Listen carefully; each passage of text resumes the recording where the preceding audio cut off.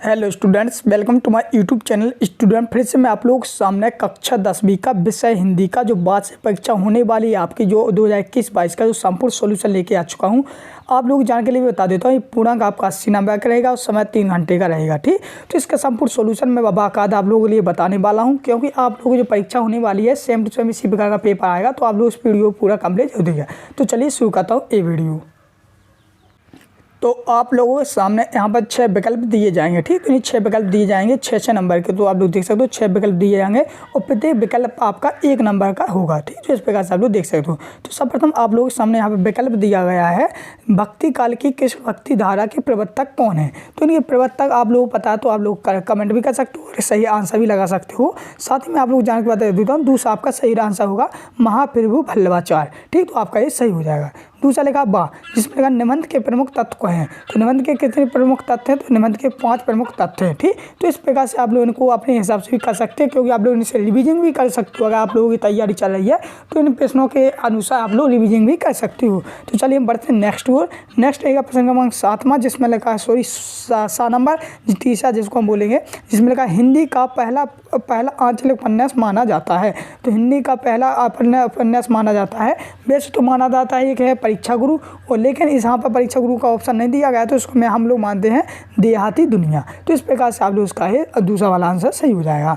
10 number लिखा काव्य के भेद। तो काव्य के भेद सभी को पता है कितने होते हैं, तो काव्य के भेद 2 होते हैं, सर्व काव्य और दृश्य काव्य। तो आप लोग पता होगा 2 नंबर हो जाएगा, दूसरा सही होगा।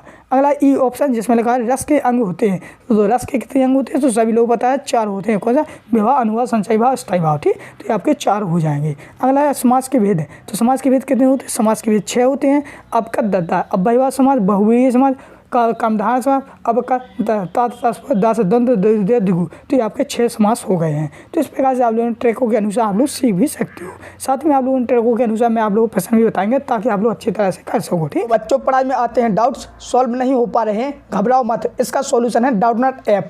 जिस भी सवाल में आपको डाउट है उसकी फोटो खींचो, क्रॉप करो, बस 5 सेकंड के अंदर अंदर आपको वीडियो सॉल्यूशन मिल जाएगा, वो भी बिल्कुल फ्री में। यानी अब आप पूछिए अपने अनलिमिटेड सवाल कहीं भी कभी भी। अब चाहे आपका सवाल क्लास 6वीं से 12वीं या IIT जी नीट का हो, या फिर CBSE, UP, बिहार, राजस्थान या अन्य स्टेट बोर्ड का हो, वो भी सब्जेक्ट हो, physics, chemistry, math, biology, science, आपके सभी सवालों के जवाब मिलेंगे आपको सिर्फ डाउटनट ऐप पर। साथ ही डाउटनट पर चल रही है क्लास 9वीं से 12वीं IIT जी नीट के बच्चों के लिए ऑनलाइन क्लासेस, जिसका हिस्सा बनकर देश के सभी राज्यों से बच्चों लेकर आए रैंक कॉइन्स। तो आप ही डाउटनट ऐप इंस्टॉल करो, अपने सभी डाउट भगाओ, टॉप रैंक लाओ। अगला प्रश्न क्रमांक दूसरा, जिसमें लिखा है रिक्त स्थानों में सही शब्द चुनकर लिखिए। ठीक, तो ऑप्शन रहेगा छायावाद के प्रमुख आधार हैं। तो छायावाद के कौन से हैं, तो छायावाद के हो जाएंगे आप लोग पता है, तो जयशंकर प्रसाद जी हैं। तो ये आपका सही हो जाएगा। सूरदास का जन्म सन माना जाता है। तो आप लोगों सूरदास का जन्म तो अभी हाल में तो 1478 माना जाता है, लेकिन कई किताबों में कुछ लिखा ले, कुछ में लिखा, हम लोग यहाँ पर ऑप्शन 1478 दिया है, तो हम लोग इसी को सही मानेंगे। 7 नंबर है सूरज का कब निकलेगा, यह रचना किसकी है। तो सूरज कब निकलेगा, यह रचना है स्वयं प्रकाश जी की। ठीक, अगला है दा ऑप्शन जिसमें लिखा जज पंचम नाग की रक्षा के लिए तैनात कर दिए गए थे। तो हथियार बंद, पहरेदार बंद कर दिए गए थे। तो ये आपका सही हो जाएगा। अगला ई ऑप्शन है एक महाकाव्य है। तो इनमें से महाकाव्य कौन सा है, तो आप लोग पता है पंचवटी एक खंडकाव्य है, जबकि साकेत एक महाकाव्य है। तो इसमें आप ऑप्शन आ जाएगा साकेत। ठीक, तो इस प्रकार से आप लोग सामने यहाँ पर लेक्चर स्थान भी कंप्लीट हो जाएंगे। अगला आप लोग सामने यहाँ पर फा नंबर, जिसमें लिखा है अंधों में कान्हा राजा का लोकप्रिय कारक है। तो अंधों में कान्हा राजा आप लोग भी जानते हो, सभी लोग जानते हैं। तो इसमें हो जाएगा आपका मूर्खों में अल्पज्ञ ज्ञानी। तो आपका ये सही आंसर हो जाएगा। ये ऑप्शन लिखा हड्डी पसली एक करना महावरी का था। हड्डी पसली एक करना मतलब अधिक मानना। आप लोग नहीं सोचते कि हमारे सर ने पहले के ज़माने में हड्डी पसली एक अपने पापा मम्मी भी कर सकते थे कि हड्डी पसली ये कर देना मतलब कि अधिक मानना, ये हो जाता है इसका मुहावरे का अर्थ। तो इस प्रकार से मैंने आप लोगों के सामने सही विकल्प है और एक स्थान काफ़ी ज़्यादा मोस्ट इंपोर्टेंट बता दिए हैं, ताकि आप लोग अच्छे नंबरों से पास हो सको। ठीक, अगला आप लोगों के सामने सही जोड़ियाँ जो आप लोगों के सामने इस प्रकार से दी गई हैं, लेकिन यहाँ पर मैंने कुछ सही जोड़ियाँ मेरे को इसमें मिली हैं, ताकि मैं आप लोगों का गलत नहीं करवाना चाहता। जो मिली है मैंने वही ही बताता हूँ।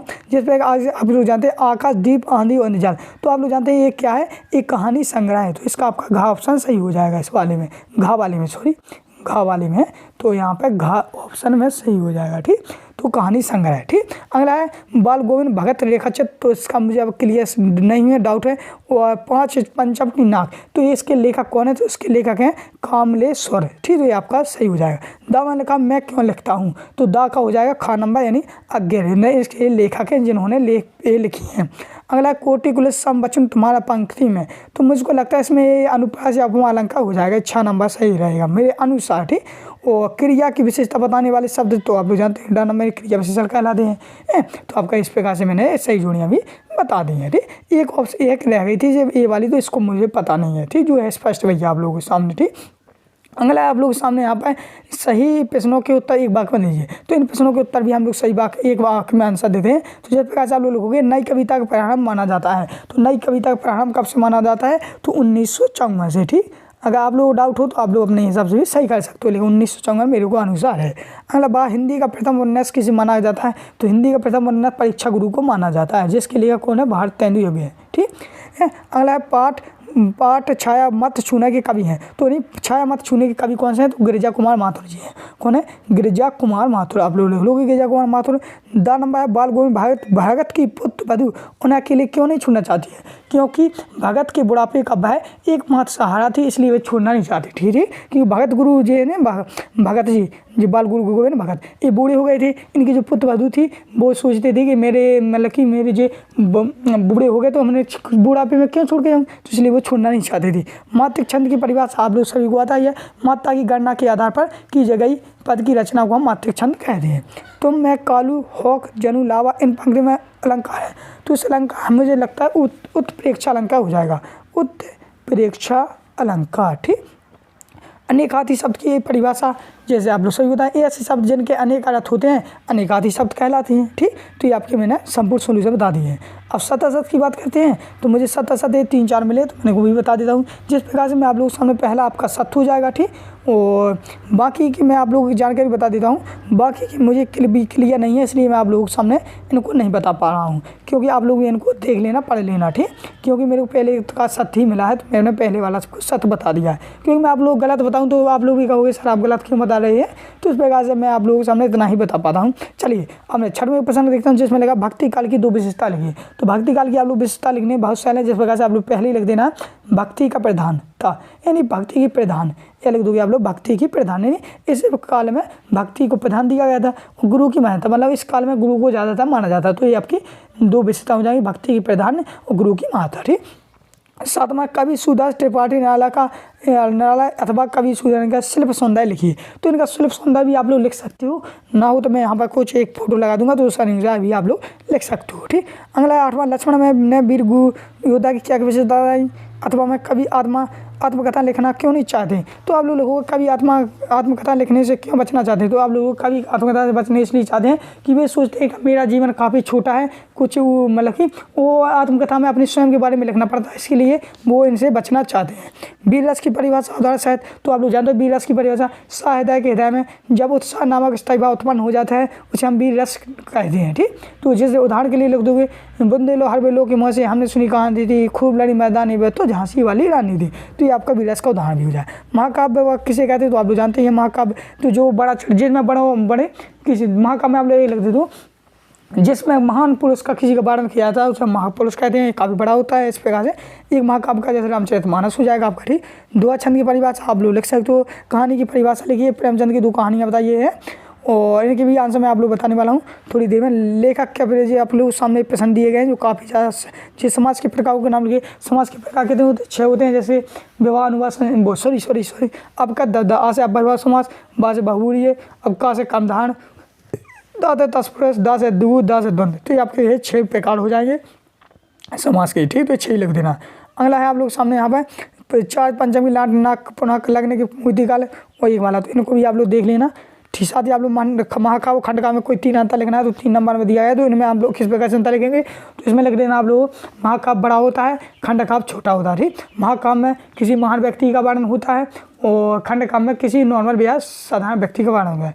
महाकाव्य में महाकाव्य का मतलब आकार बता दिया है, महाकाव्य में महाकाव्य में पूरी मतलब कि महाकाव्य में पूरी घटना का वर्णन होता है, खंडकाव्य में किसी एक मतलब चरित्र या किसी विशेष घटना का वर्णन होता है। ठीक, इस प्रकार से आप लोग तीनों लिख देंगे। ठीक, महाकाव्य उदाहरण भी लिख सकते हो, जैसे महाकाव्य का हो जाएगा रामचरितमानस, पंचवटी में हो जाएगा मैथ पंच वो खंड का में हो जाएगा पंचवटी, ठीक। तो इस प्रकार से आप लोग सामने ये उदाहरण देगा। महावीर लोकोक्ति में 3 अंतर लिख देना। अब चलिए आप लोगों को सामने यहाँ पे मोस्ट इंपोर्टेंट क्वेश्चन बताता हूँ। जिस प्रकार से आप लोग सामने ये काव्यांश दिया जाएगा, इसको पढ़ के आप लोगों को कुछ यहाँ पे उत्तर दिए जाते हैं, तो उनकी आप लोग नींव से लिखना पड़ता है। काफ़ी साल है आप लोगों को, तो ये तो बन ही जाएगा। साथ ही आप लोग सामने यहाँ पर ये अथवा में दिया गया है और यहाँ पर 19वां दिया गया है, तो ये भी 3 नंबर में दिया गया है, तो इसके ऊपर भी लिख सकते हो आप लोग। और आप लोगों के सामने यहाँ पर ये है काव्य जो संदर्भ प्रसंग, ठीक। तो इस संदर्भ प्रसंग बहुत से बच्चों पर नहीं बनता है, तो इसलिए मैं अलग से वीडियो लाऊंगा। तो इस वीडियो को आप लोग किस प्रकार से मिलेंगे, चलिए मैं वो भी बता देता हूँ।